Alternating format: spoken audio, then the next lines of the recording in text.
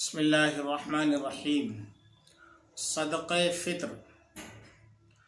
یہ صدقہ فطر ہر مسلمان صاحب نصاب پر واجب ہے۔ صاحب نصاب وہ شخص کہلاتا ہے جو 7.5 تولے سونا یا 52.5 تولہ چاندی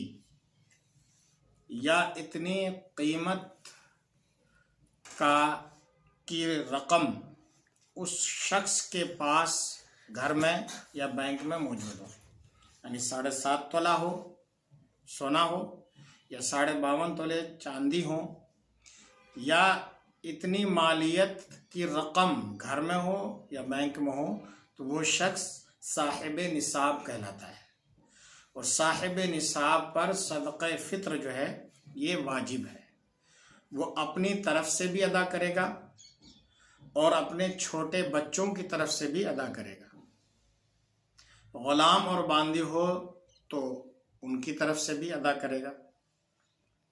باپ نہیں ہے تو باپ کی جگہ سے اپنے پوتے اور پوتیوں کی طرف سے دادا صدقہ فطر ادا کرے گا۔ باپ نہیں ہے، ماں موجود ہے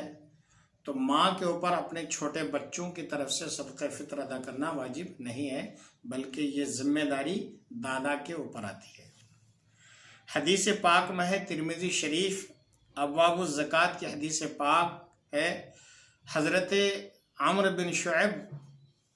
روایت کرتے ہیں کہ رسول اللہ صلی اللہ تعالی علیہ وآلہ وسلم نے ایک شخص کو بھیجا کہ مکہ کی گلی کوچوں میں اعلان کر دو کہ صدقہ فطر واجب ہے۔ ایک دوسری حدیث پاک میں ہے، ابو داؤد ابن ماجہ شریف کی حدیث پاک ہے کہ رسول اللہ صلی اللہ تعالی علیہ وآلہ وسلم نے صدقہ فطر مقرر فرمائی کہ لغو اور بیہودہ کلام سے روزے کی طہارت یعنی پاکی ہو جائے اور غریبوں کی خوراک کا انتظام ہو جائے۔ یعنی صدقہ فطر ادا کرنے کی مصلحت کیا ہے؟ تو مصلحت اس کی یہ ہے کہ صدقہ فطر ادا کرنے سے روزے کے اندر جو کمی رہ جاتی ہے، جو ہم بری بات زبان سے نکالتے ہیں، بیہودہ کلام نکالتے ہیں، اس کی وجہ سے روزے میں جو کمی واقع ہو جاتی ہے، کوئی نقص رہ جاتا ہے، تو صدقہ فطر ادا کرنے سے یہ کمی دور ہو جاتی ہے۔ اور دوسری اہم چیز یہ کہ اس کے ذریعے سے غریبوں کے کپڑے وغیرہ اور ان کی خوراک کا انتظام ہوتا ہے۔ اسلام کا ایک اہم نظام ہے۔ ایک اور حدیث پاک میں اللہ کے رسول صلی اللہ تعالی علیہ وسلم نے فرمایا کہ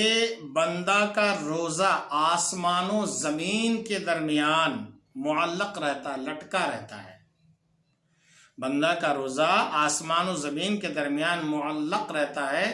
جب تک کہ صدقہ فطر ادا نہ کرے۔ تو اگر آپ چاہتے ہیں کہ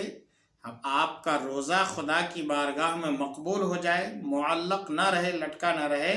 تو نماز عید الفطر سے پہلے صدقہ فطر ادا کر دیں۔ اچھا، ایک مسئلہ یہ سن لیجئے کہ صدقہ فطر جو ہے ہر مسلمان آزاد مالک نصاب پر واجب ہے۔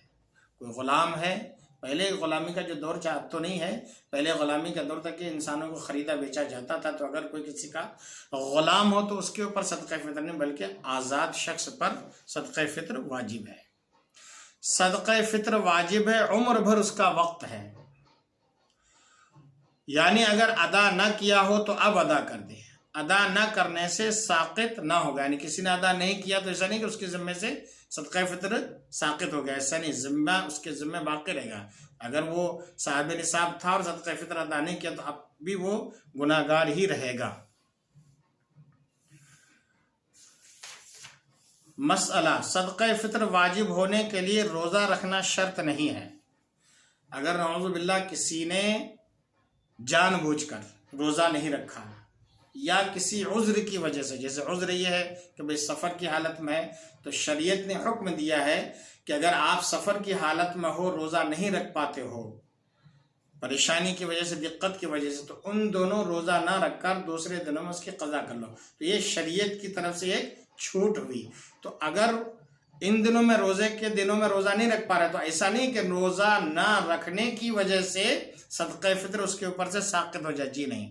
روزے کے لیے ان دنوں میں معافی ہے اور دنوں میں قضا کرے گا، لیکن صدقہ فطر ایسا نہیں ہے کہ روزہ نہیں رکھا تو صدقہ فطر بھی اس کے اوپر سے ساقط ہو، ایسا نہیں ہے۔ صدقہ فطر ادا کرنا لازمی ہے اگر وہ صاحب نصاب مالک نصاب ہے تو اس طریقے سے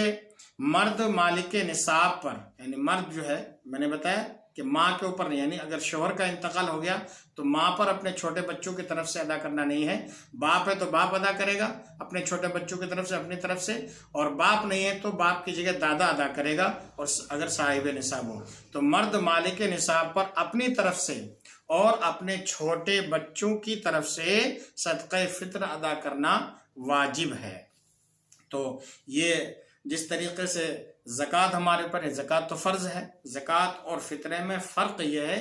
کہ زکوٰۃ کا مال اس کے پاس سال بھر تک رہنا ضروری ہے، یعنی مثال کے طور پر جتنی رقم پر زکوٰۃ فرض ہوتی ہے وہ رقم اس کے پاس یا گھر میں یا بینک میں سال بھر گزر جائے تو زکوٰۃ فرض ہے، لیکن صدقہ فطر کے لیے نہیں ہے۔ صدقہ فطر یہ ہے کہ وہ مالک نصاب ہے، اگر تھوڑی دیر پہلے ہی اس کے پاس وہ آیا، تھوڑی دیر پہلے ہی وہ مالک نصاب ہو گیا اور اب مالک نصاب ہے، اس دن مالک نصاب ہے جس دن عید الفطر ادا کر رہا ہے، تو اس وقت بھی اس کے اوپر صدقہ فطر واجب ہوگا، یعنی اس مال کے اوپر سال بھر گزرنا ضروری نہیں ہے، تھوڑی دیر پہلے ہی اگر وہ مالک نصاب بن گیا،